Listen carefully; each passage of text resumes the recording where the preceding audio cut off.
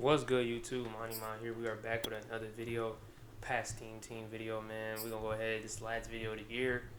No new cards. Well, we have some new cards. I'm gonna just show them off real quick. I'll show Talib off in a second. But we got a tight end card that I didn't even know about. The only reason I'm even talking about him is because he's my new fullback, 94 run block. It's pretty solid. Um, and his abilities, some decent abilities. Not too crazy. Um, Tight end apprentice was pretty good for a better tight end.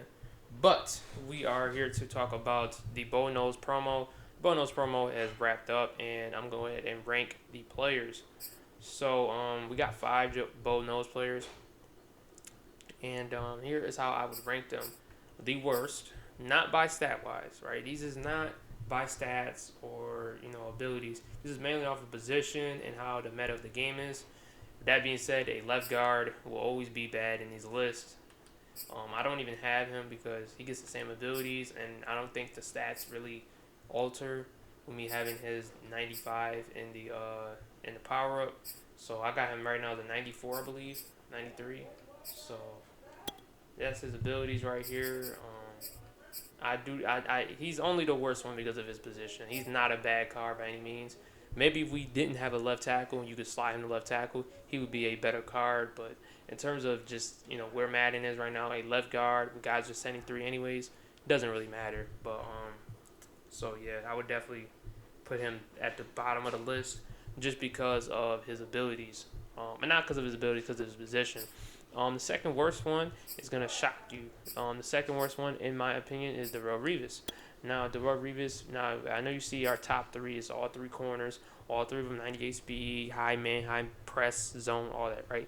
But why I put Darrell Revis the second worst is because of his tackling. 68 tackle, 75 hit power, 71 block shed.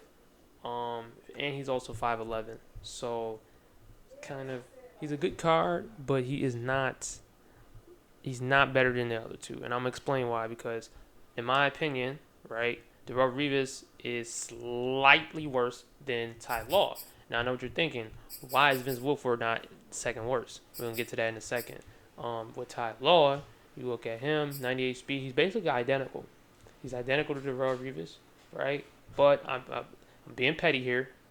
He has 85 block shed as a corner. That is huge. 82 hit power, 85 block shed. As a cornerback, the guy's downfield blocking with receivers, it's kind of OP. So 85 block shed, he's able to get off those blocks and make tackles on a running back or whoever has the ball. That is important. So I'm giving Ty Law the slight edge over him. They're still the same coverage wise, stat wise, speed wise, but that 85 block shed for a corner is amazing. And they're the same height, so they're gonna in coverage they're basically the same. But in terms of like tackling and blowing up the run or something like that, Ty Law is the better player. So I have John Hanna as the lowest. I have Darrell Revis, and then I have Ty Law. Now I know what you're thinking. Why do I have Vince Wilfork second best? Number one, I think he has the best archetype in the game for defensive tackles. He has run stopper. He gets inside stuff for 1 AP. He has 83 speed on a Vince Wilfork card. 83 speed. That's amazing. He does not miss tackles. Nobody breaks his tackles or sacks. He's 6'2", 325 pounds with 83 speed. I'm just going to make sure you know that. He has 94 black shed, 94 power, 83 finesse.